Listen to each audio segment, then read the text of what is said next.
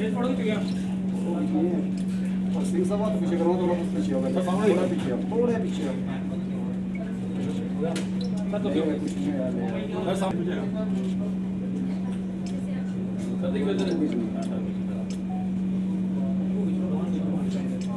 जैसे कि आपको पता है प्लास्टिक पोल्यूशन के बारे में हम पिछले 1 दशक से सुनते आ रहे हैं कि प्लास्टिक पोल्यूशन से होने वाले कितने नुकसान हैं।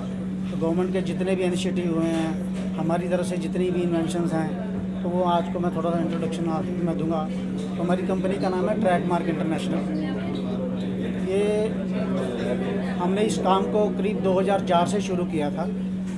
2009 में सुप्रीम कोर्ट का पहला ऑर्डर आया था कि सरकार को प्लास्टिक के बारे में सोचना चाहिए कि प्लास्टिक पोल्यूशन के बारे में, जैसे आजकल इनिशिएटिव लेते हैं गाड़ियों के पोल्यूशन के बारे में, इलेक्ट्रिक गाड़ियों के बारे में। ऐसे ही 2009 में सुप्रीम कोर्ट ने बोला था कि आने वाले समय में प्लास्टिक पोल्यूशन बहुत डेंजरस होने वाला है, तो इसके ऊपर काम किया जाए।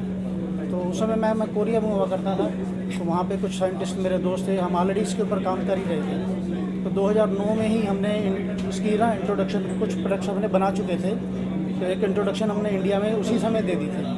उसका बेनिफिट ये मिला कि गवर्नमेंट को इस बात का पता लग गया था कि ऑलरेडी लोगों ने इसकी तैयारी कर रखी है, तो उन्होंने गवर्नमेंट को इसके ऊपर काम करने के लिए एक SOP बनाने के लिए, इसके लॉ बनाने के लिए कौन सा प्रोडक्ट होना चाहिए, किस स्टैंडर्ड का होना चाहिए, तो वो सारा इनको पोल्यूशन बोर्ड को उनको ड्यूटी लगाई। तो पोल्यूशन बोर्ड ने इसके ऊपर 3 साल की रिसर्च करने के बाद जितने भी वर्ल्ड के लॉ थे इसके ऊपर, उसको इकट्ठा करके स्टडी करके तो इन्होंने SOP बनाया था 2015 में।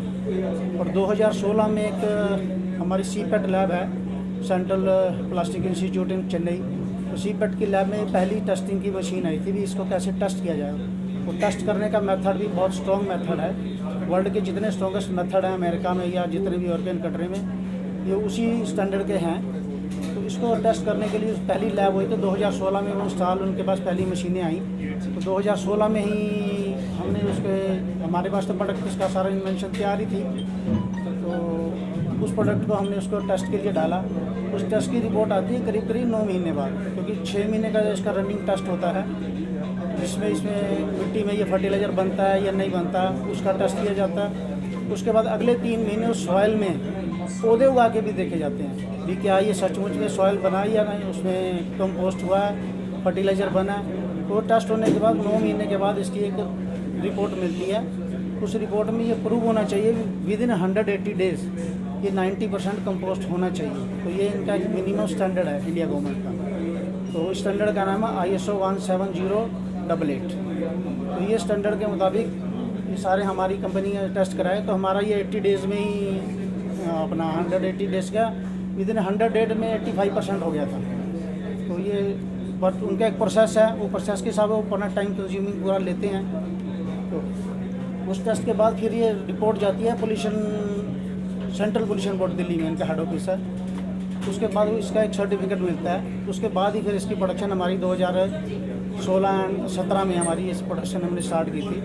तो पहला प्लांट हमारा पंचकुला में था, उसके बाद हमने चेन्नई में, अहमदाबाद में और दिल्ली में हमारा इसका वर्किंग चल रही है, तो वहाँ हमारी प्रोडक्शन स्टार्ट है। तो अभी आपका ये जम्मू प्रशासन ने थोड़ा इनिशिएटिव लिया है, प्लास्टिक पोल्यूशन को लेके थोड़ा स्ट्रॉन्ग स्टेप लिया है। तो अपना शास्त्री जी से पहले हमारी बहुत बार बात होती रहती थी इसके बारे में, तो क्योंकि ये लोग पोल्यूशन बोर्ड से कॉन्टैक्ट करते थे, पोल्यूशन बोर्ड से हमारा रेफरेंस इनको मिलता था। तो हमारी उनसे करीब पिछले 2-3 साल से बातचीत चल रही थी, लेकिन जम्मू प्रशासन ने अभी इनिशिएटिव लिया है, तो हमने फिर डिसीजन लिया था भी यहाँ इसको लॉन्च करना है और यहाँ पे प्रोडक्शन भी स्टार्ट करना है। तो ऑलरेडी प्रोडक्शन के लिए भी अप्लाई कर दिया गया है यहाँ पे। वो पोल्यूशन बोर्ड का एक प्रोसेस है, पहले सिटी लेना होता है, CTO लेना होता है, तो वो अप्लाई कर चुके हैं। जैसे ही परमिशन आएगी तो यहाँ भी इसकी प्रोडक्शन सारी स्टार्ट हो जाएगी फुल फ्लैश। तो आपको यहाँ पे आने वाले टाइम में किसी भी चीज़ की कोई कमी नहीं रहेगी किसी प्रोडक्शन में। तो पहले ये था कि हमारा ये प्रोडक्ट महंगा भी बहुत होता था as a comparison to plastic. वो उसको हमें करीब इसको सस्ता करने में हमें करीब 3 साल लग गए, इसमें और इन्वेंशन करते करते एज पर इंडियन मार्केट के हिसाब से। तो आज की डेट में अगर हम कंपैरिजन करते हैं ना प्लास्टिक से, प्लास्टिक का बैग अगर हमको 3 रुपये का कॉस्ट करता है तो हमारा ये 2.5 रुपये का कॉस्ट करता है। क्योंकि वो 120 माइक्रोन है, हमारे प्रोडक्ट के ऊपर माइक्रोन एप्लीकेबल नहीं है क्योंकि ये कंपोस्ट होता है, तो वो हवा में उड़ता है तो पकड़ा नहीं जाता, तो कलेक्शन हो इजीली हो, इसलिए माइक्रोन उसके बढ़ाए गए। बट हमारे ऊपर माइक्रोन इसके ऊपर बढ़ाने की ज़रूरत ही नहीं है, क्योंकि जैसे ही मिट्टी को टच करता है तो ये कंपोस्ट होना शुरू हो जाता है। वैसे तो 180 डेज़ का टाइम होता है, बट ये कई बार सिचुएशन ऐसी होती है कि विद इन 2 और 3 मंथ में भी ये ख़त्म हो जाता है। कभी रेंज ज़्यादा है, टेम्परेचर ज़्यादा है तो बहुत जल्दी कंपोस्ट हो जाता है। तो बाकी प्रोडक्ट में इसमें हमारे पास और भी बहुत सारी इन्वेंशंस है, ये नहीं सिर्फ कि प्लास्टिक को लेके है।